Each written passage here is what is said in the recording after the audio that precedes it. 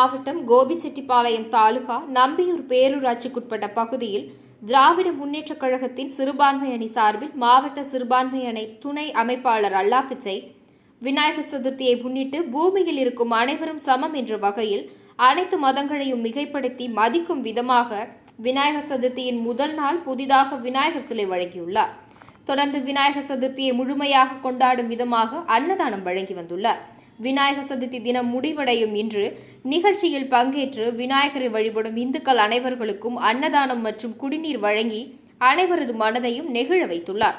இந்நிகழ்ச்சியானது அனைத்து மத மக்களிடம் நற்பெயரை ஏற்படுத்தி அவரை அனைத்து மத போதகர்கள் பக்தர்களிடம் வாழ்த்து பெற வைக்கின்றது.